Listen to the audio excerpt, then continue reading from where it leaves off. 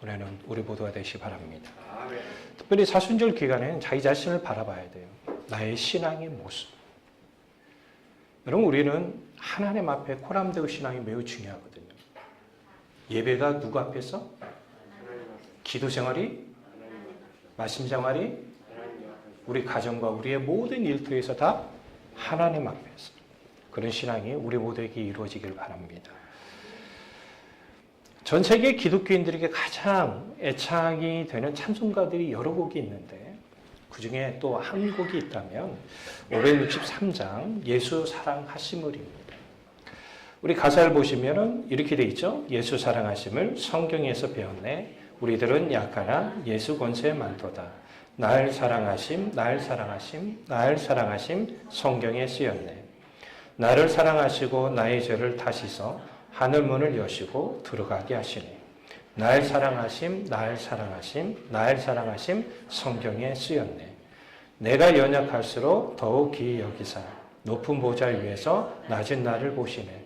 날 사랑하심, 날 사랑하심, 날 사랑하심 성경에 쓰였네. 세상 사는 동안에 나와 함께 하시고 세상 떠나가는 날 천국 가게 하소서. 날 사랑하심, 날 사랑하심, 날 사랑하심 성경에 쓰였네. 주님이 나를 사랑한다는 걸 진실되게 깨닫는다면 우리 신앙의 모습은 다를 겁니다. 주님께서 나를 사랑하셔서 나를 위해서 십자가 죽으셨다는 게 절실히 깨닫는다고 한다면 하나님 앞에 드려지는 예배의 자세가 다를 겁니다.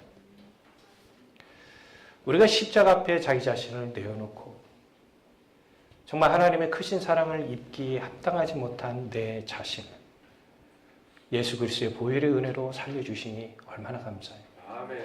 그러면 우리 인생의 삶의 방향은 점점점 나아질 줄로 믿어요. 우리 모두가 이 땅에 살면서 세상의 모든 것을 다 가졌다고 해도 예수님이 계시지 않는다면 헛된 것이라는 걸 여러분 진실하게 아셔야 돼요. 아멘. 아멘. 우리 여러분 주의보에 보시면 이수님 권사님, 우리 사모님의 어머님이 갑자기 이렇게 복부 동맥이 파열되어져서 돌아가셨죠. 지난 화요일날 밤에 기도하고 나오다가 저녁 8시 반인가 9시 저 봤어요. 그때 악수했었거든요. 실밤 예배 끝나고 또 저하고 악수하고 가셨죠. 목요일날 새벽에 오셨어요. 금요일날 새벽 기도에 오셨거든요. 어제 갑자기 전화가 왔습니다. 새벽에 조금 배가 아프다고 하셨는데 좀 괜찮아져서 돌봄센터에 보냈는데 거기서 좀 문제가 좀 심각하게 됐나 봐요. 조대병원, 전대병원 갔지만 이 수술할 만한 의사가 없어서 충남대병원으로 연결되셔서 고속도로 타고 쭉 가다가 이제 전주 부근에 가까웠을 때 이게 갑자기 이분이 심폐소생이 필요해서 전주로 꺾였죠. 전북대 병원 가셨는데 결국은 소천하게 됐습니다. 여러분, 우리 인생이 그래요. 많은 걸 가져도 하나님께서 생명을 내어놓으라 하면 우리는 어느 것도 가져갈 수 없이 다 내어놓고 가셔야 돼요. 그런데 세상적으로 부족한다 하더라도 그 마음에 예수님이 온전히 거하시면 여러분, 세상이 줄 수 없는 뭔가 모르는 그 평안함과 행복이 있어요. 저는 우리 선교사님들과 깊은 교제를 나눌 때가 있습니다. 카톡을 통해서도 나누고 또 제가 선교지를 가면 선교사님들이 저와 교제 한번 하고 싶어서 이렇게 밤에 들어나가기도 하고 어느 선교사님은 온천에 함께 들어가서 이런 얘기 저런 얘기 하기도 합니다. 그 선교사님들이 그 선교지에서 고충을 들어보면 참 안쓰럽기도 해요. 그런데 그럼에도 불구하고 그들이 선교지를 떠나지 않아요. 제가 아는 선교사님은 저희 교회에서 후원하고 있지는 않지만 이 선교사님은 서울대에서 여러분들 박사학위까지 받으신 분이에요. 여러 곳에서 여러 기업에서 스카우트 제의를 했지만 특히 이분이 실리콘밸리에서 여러분들 스카우트 제의를 했는데 연봉이 5억입니다. 근데 이분은 5억과 예수님을 바꿀 수 없다라고 해서 이분은 선교지로 가셨어요. 지난주에 아프리카 마다가스카르인가요? 거기서 지난주인가 지지난주인가 우리 선교사님 장여러분과 사위가 같이 선교를 하는데 강도 만나 두 분이 다 돌아가셨어요. 그렇게 어려운 환경 속에 있지만 왜 그분들이 그곳을 떠나지 않냐고 주님 위해서 살까요? 그 안에 예수님이 계시기 때문에. 심리학자의 견해에 따르면 모든 사람은 다 하나에 미쳐서 살아가게 되어 있대요. 그래서 우리가 흔히 올인이라고 하죠. 올인. 예. 우리 전문 용어로 뭐라고 하죠? 몰빵. 예. 예전에 몰빵이란 말을 많이 썼었죠. 예. 한 곳에 폭탄을 집중 투하하는 걸 몰빵이라고 하거든요. 요즘은 영끌이라고도 하더라고요. 사람들은 뭐에 하나에 이렇게 미쳐서 살아가게 되어 있어요. 그래서 여러분들 식탐이 강한 사람들 보면 먹을 거가 갑자기 예배 시간에 여러분들 떠올라. 오늘 떡볶이 먹을 거야. 오늘 뭐 먹을 거야. 그러면 예배 끝나면 뭐예요? 그 생각만 하고 있다가 그걸 먹어야 돼요. 그거 먹고 난 다음에 어떻게 돼요? 만족감이 쫙 올라옵니다. 요즘 이렇게 택배기사들이 참 바쁘더라고요. 저희 아파트도 보면요. 막 어느 때는 이렇게 15층에 딱 눌렀다가 15층으로 올라가시잖아요. 거기서 또 쭉쭉쭉쭉 주고 내려오시는데 제가 저번에 참 급한 일에 나가야 하는데 이제 걸어서 내려왔지만 택배기사가 15층, 14층, 13층, 12층 와 이렇게 한 층도 안 건너고 이렇게 있더라고요. 내 눈에 뭐가 이렇게 갖고 싶은 게 눈에 보이면 그 수욕이 있으면 기꺼이 그거를 하거나요. 아마 예비시간 끝나고도 할걸요. 그처럼 우리는 뭐 하나에 자꾸 끌림을 받는 삶을 살아간다는 거예요. 예전 한국교회에서 많이 불렀던 찬송이 있죠. 만족함이 없었네. 우리 찬송 가사 한번 볼까요? 사람을 보며 세상을 볼 때 만족함이 없었네. 나의 하나님 그분을 볼 때 나는 만족하였네. 저기 빛나는 태양을 보라. 또 저기 서 있는 산을 보아라. 전지 지으신 우리 여호와 나를 사랑하시니 나의 하나님 한 분만으로 나는 만족하겠네. 사람을 보며 세상을 볼 때 만족함이 없었네.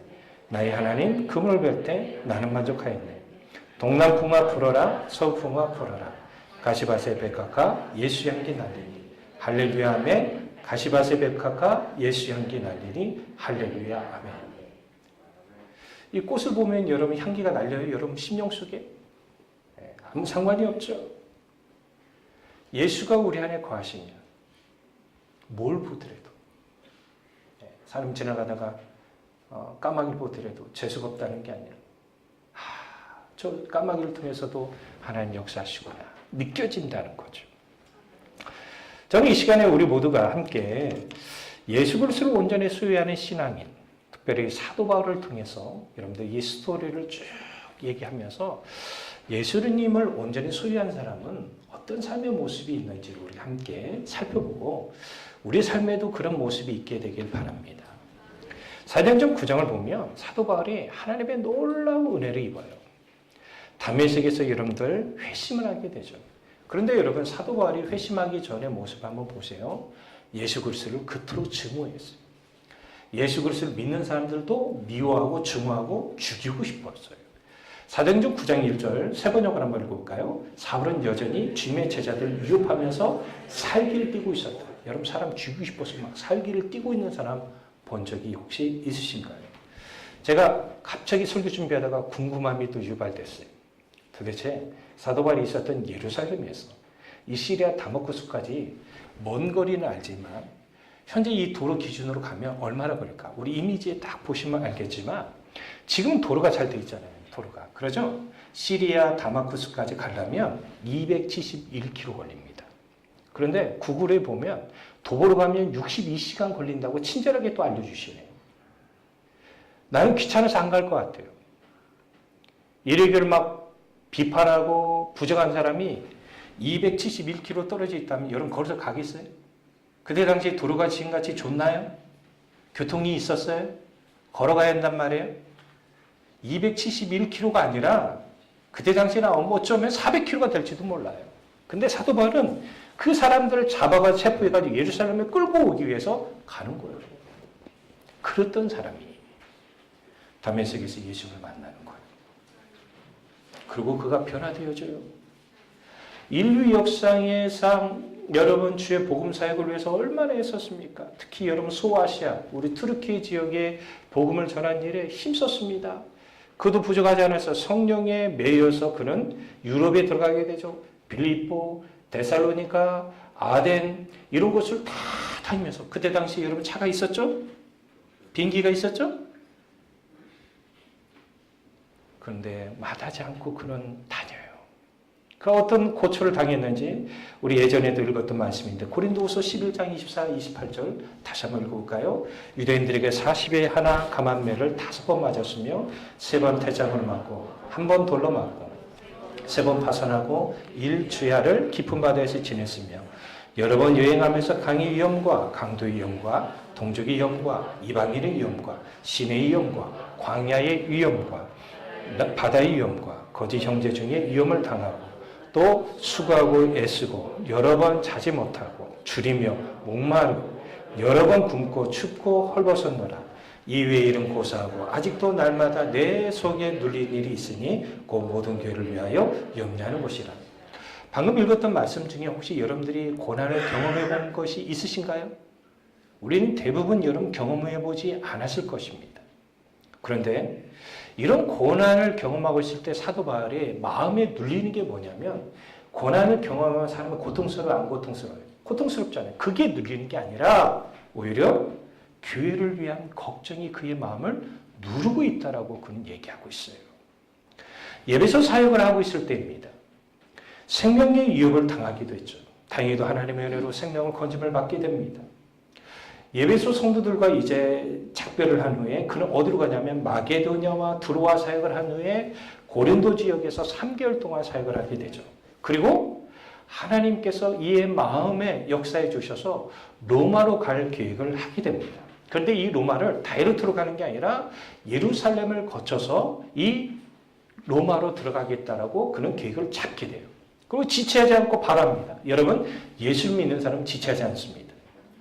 성령께서 우리 마음에 감화 감동을 주실 때 우리는 바로 순종하는 것이죠. 그래서 그는 배를 타고 이렇게 쭉 오는 곳에 밀데노라는 지역에 도착했을 때 사람을 보내서 예배소 장로들을 보기 원했습니다. 자, 그리고 예배소 장로들이 그를 만나러 왔을 때 그가 우리가 흔히 알고 있는 고별 설교를 하게 되죠. 자, 우리 사도행전 20장 31, 38절 한번 읽어볼까요? 그러므로 여러분이 일깨어 내가 3년이나 밤낮 쉬지 않고 눈물로 각 사람을 훈계하던 것을 기억하라. 지금 내가 여러분을 주와 및 그 은혜의 말씀을 부탁하노니 그 말씀이 여러분을 능히 든든히 세우사 거룩하게 하심을 입은 모든 자 가운데 기업이 있게 하시리라. 내가 아무의 은이나 금이나 의복을 탐하지 아니하였고 여러분이 아는 바와 같이 이 손으로 나와 내 동행들이 쓰는 것을 충당하여 범사에 여러분에게 모범을 보여준 바와 같이 수고하여 약한 사람을 돕고 또 주 예수께서 친히 말씀하신 바 주는 것이 받는 것보다 복이 있다 하심을 기억하여야 할지니라. 이 말을 한 후 무릎을 꿇고 그 모든 사람들과 함께 기도하니 다 크게 울며 바울의 목을 안고 입을 맞추니 다시 그 얼굴을 보지 못하려 한 말로 말미암아 더 근심하고 배에서까지 그를 전송하니라. 사도 바울이 로마로 가게 될 때 자기가 순교를 할 수 있을 것이다라는 예상을 하고 있는 것 같아요.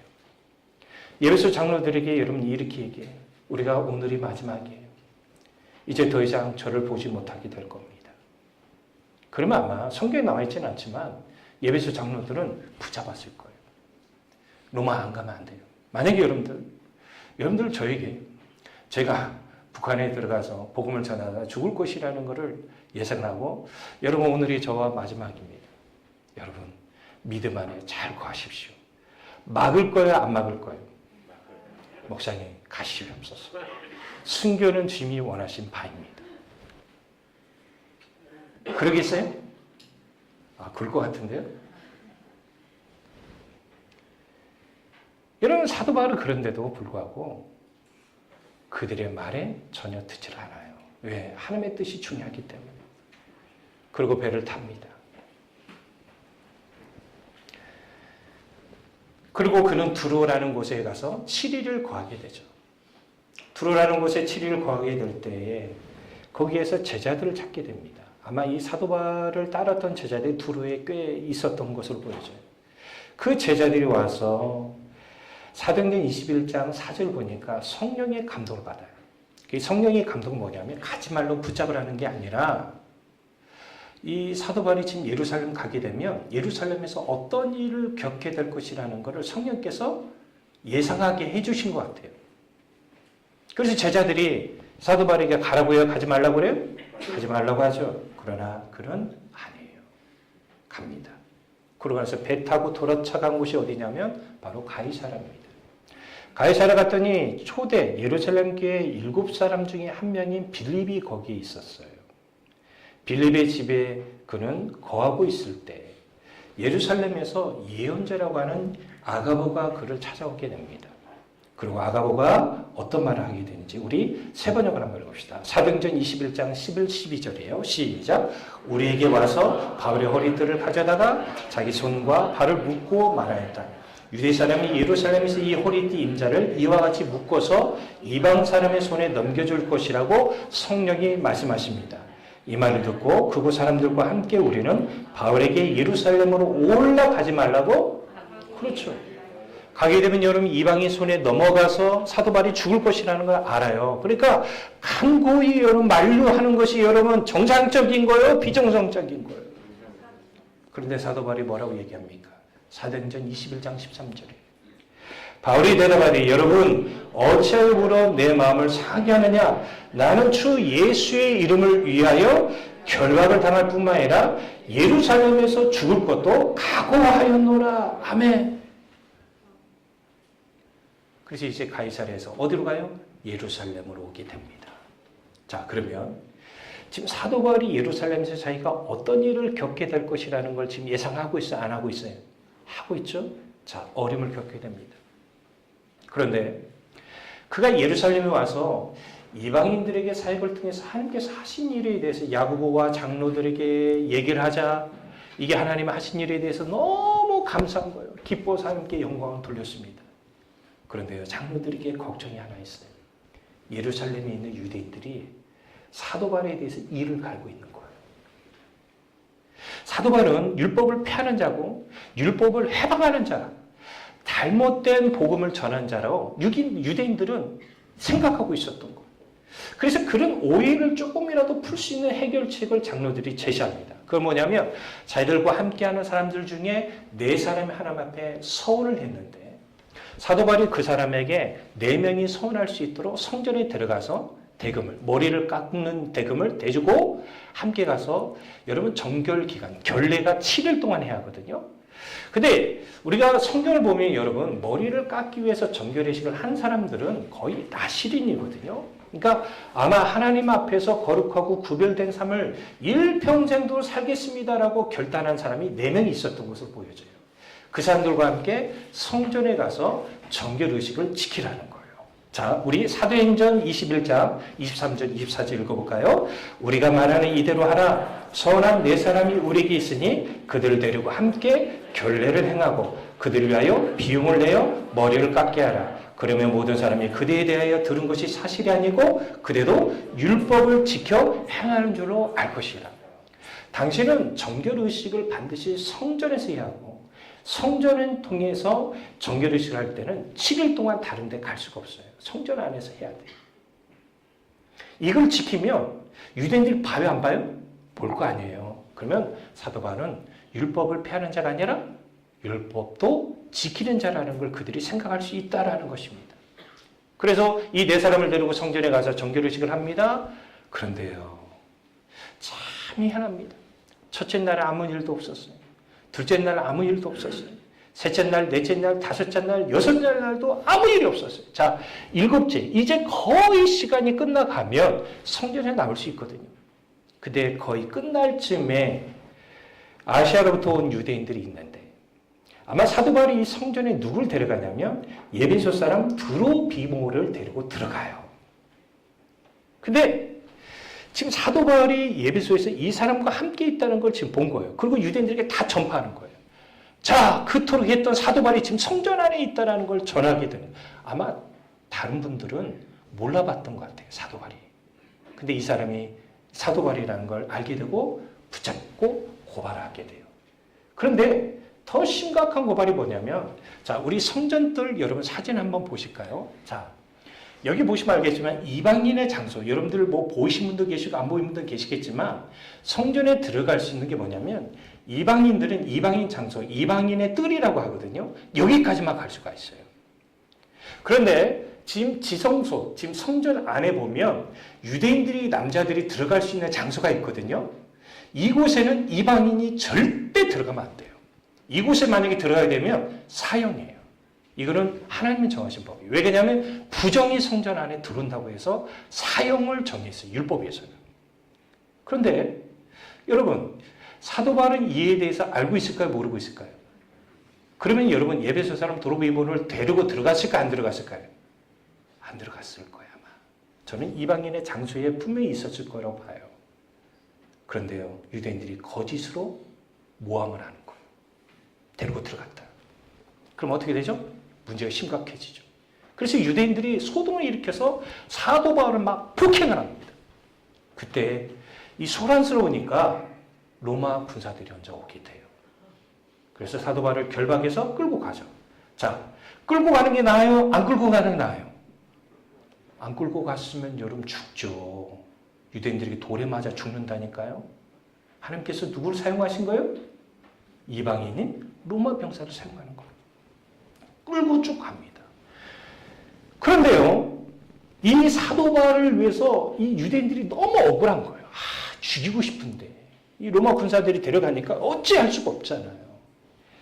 이 사도 바울을 죽이고 싶어서 여러분 유대인 남자들 40명이 뭐라고 여러분 결정하냐면, 내가 사도 바울을 죽이기 전까지는 어떤 음식도 먹지 않냐고, 어떤 물도 마시지 않겠다라고 대제사장 앞에서 결단한 사람이 몇 명이에요? 성경에 보니까 40여 명이라고 그래요. 그러면 40명이 넘었을지 몰라요. 이 정도로 일으켜요. 그런데요, 바울의 생질이라고 하죠. 누이의 아들이 이 사실을 알게 돼요.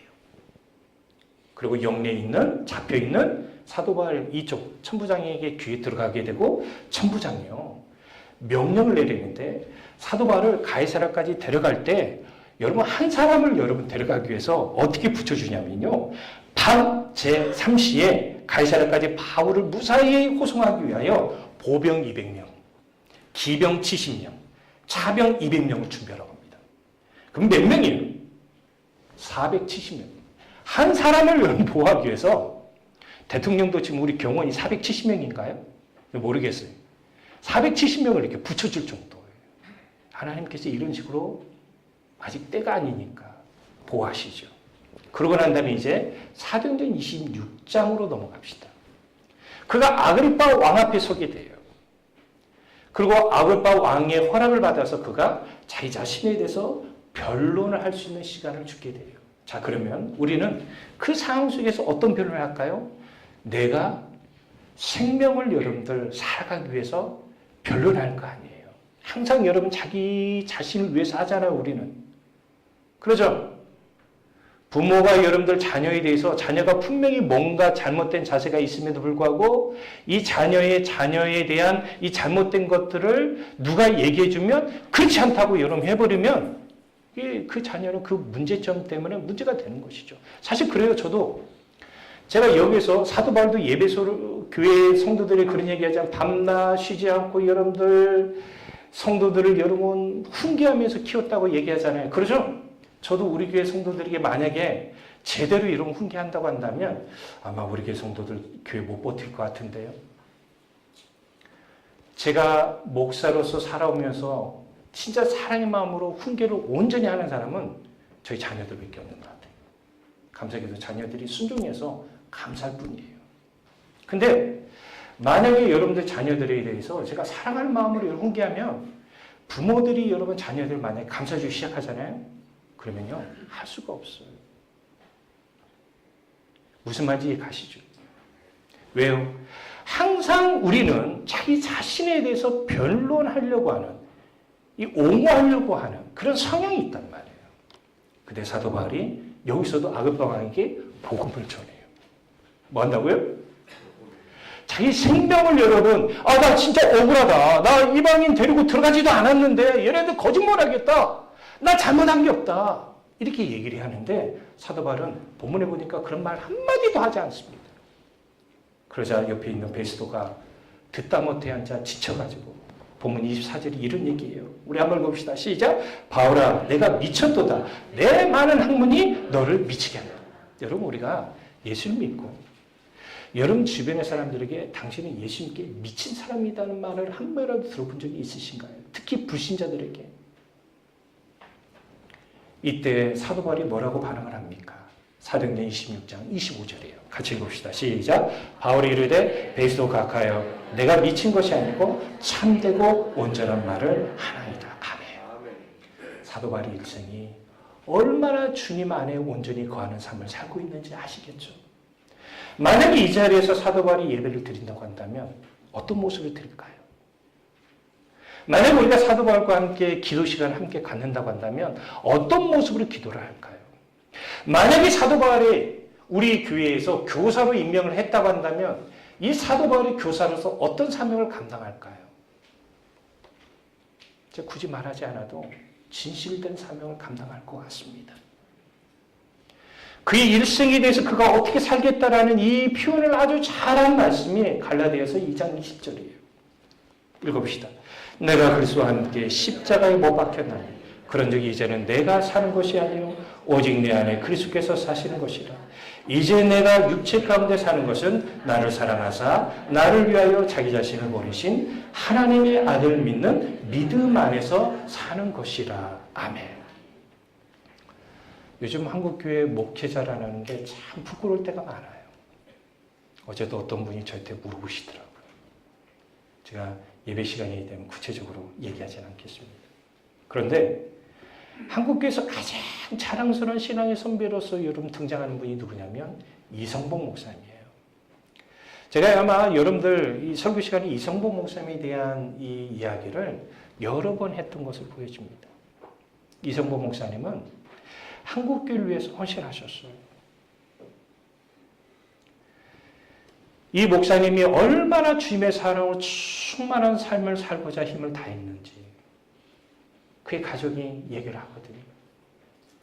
이분이 여러분 우리나라뿐만 아니라 전 세계 다니면서 부흥집회를 합니다.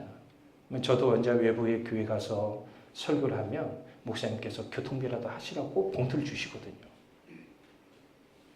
근데 이 목사님은 그 봉투를 사모님과 자녀를 위해서 준 적이 거의 없대요.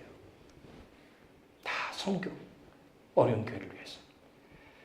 그러니 사모님과 자녀들이 얼마나 고통 속에 살았겠습니까? 하지만 이성보 목사님은 주님의 몸된 교회를 사랑했고 예수 그리스도로 충만한 삶을 살고자 힘을 다했습니다. 이분에게 은혜를 끼쳤던 분이 누구냐면 북한 황해도의 그 유명한 깡패 목사인 김익도 목사님이에요. 이 은혜를 받고 이분이 변화가 된 거죠. 그런데 제가 이성복 목사님을 이 시간에 제가 설명을 여러분들에게 좀 해드리고 싶은 게 뭐냐면 이 목사님이 작사한 곡 중에 주님 한 분만으로 만족합니다 라는 노래가 있어요. 총 11절이에요. 몇 절이에요? 얼마나 많이 쓰고 싶은 11절까지 쓸까요? 이 시간에 5절까지만 한번 읽읍시다. 아름답다 예수여 나의 좋은 친구 날 위하여 죽음과 날 위하여 사셨네. 예수님 내 주여 내 중심에 없어서 주님 한 분만으로 만족하옵니다. 내가 가진 모든 것 주님의 것 되었고 주님 가진 모든 것 나의 것이 되었네. 예수님 내 주여 내 중심에 없어서 주님 한 분만으로 만족하옵니다. 예수 없는 사업은 성공 같되 실패요. 예수 있는 생활은 만사형통합니다. 예수님 내 주여 내 중심에 없어서 주님 한 분만으로 만족하옵니다. 예수님은 내 생명 또한 나의 기쁨 예수 없인 내 인생 잠시라도 못 사네. 예수님 내 주여 내 중심에 없어서 주님 한 분만으로 만족하옵니다. 아침에는 예수로 눈을 뜨게 하시고 저녁에는 예수로 눈을 감게 하시네. 예수님 내 주여 내 중심에 없어서 주님 한 분만으로 만족하옵니다. 제 이 가사 중에 제일 와닿는 가사가 5절이에요. 아침에는 예수로 눈을 뜨게 하시고 저녁에는 우리는 아침에 일어날 때 피곤해 죽겠다 하고 일어나고 잠을 잘 때 피곤해 죽겠다 하고 자요. 근데 이분은 예수로 눈을 뜨고 예수로 눈을 감게 하소서. 얼마나 이분 안에 예수 그리스도가 온전히 거하고 있는지 아실 수 있겠죠. 오늘 말씀에 마무리하고자 합니다. 사랑하는 성도 여러분, 현시대 우리에게 가장 필요한 모습은 예수님을 온전히 소유하는 삶이에요. 우리가 예수님을 온전히 여러분 소유하지 못하면 우리 삶의 방향은 예수와 무관한 삶을 살 가능성이 매우 높습니다. 제가 아까 얘기했어요. 제가 저희 자녀들에게 훈계를 좀 해요. 아주 많이 하는 건 아니지만 해요. 왜냐하면 이들 너무 사랑하기 때문에. 예전에 너무나 얘네들이 말을 안 들어서 제가 매를 든 적이 있었어요. 근데 얘네들을 못 때리겠더라고요. 저희 사모가 저기 담양의 중록원 그쪽에 가서 죽순 하나 사달라고 하더라고요. 그거 있잖아요. 그 매로 쓰기 좋은 거. 하나 사준 거. 집에 있더라고요. 그걸 딱 잡았어요. 애들이 이거 때리면 애들이 고통스러울 것 같아서 내가 너네들 때리기 전에 아빠를 때리기도 하고 저를 때렸더니 애들이 막 말리더라고요. 울면서 아빠. 근데 그런 모습이 왜 그러냐면 아이들을 사랑하기 때문에. 예배를 한 번이라도 더 드려야 돼. 예배는 최선을 다해야 돼. 예수로 온전한 삶을 살지 못하면 이 아이들의 마음은 예수와 무관한 삶을 살기 때문에 그 인생은 제가 굳이 말하지 않아도 불행으로 좌우가 될 거예요. 하지만 저희들이 예수로 충만한 삶을 산다면 여기 있는 모든 자녀뿐만 아니라 우리 삶이 어려운 난관을 경험하게 될 때 예수께로 오게 될 겁니다. 그래서 우리는 예수를 바라보고 예수가 우리 심령 속에 충만한 삶을 살아가는 일에 힘을 다해야 하는 것입니다. 살아도 예수를 위하여, 죽어도 예수를 위하여 죽어야 돼요. 예배도 예수를 위하여 진실된 예배를 드셔야 돼요. 찬양을 하더라도 예수를 위하여 온전한 찬양을 하고자 내 마음과 내 생각과 내 입술과 모든 걸 집중해서 하나님 앞에 드려야 돼요. 하나님께서 그런 것들을 받아주시고 우리 삶을 온전히 이끌어줄 줄로 믿습니다. 주여 내가 여러분 삶 가운데 충만하게 일어나야 되기를 주 예수 그리스도 이름으로 축복합니다.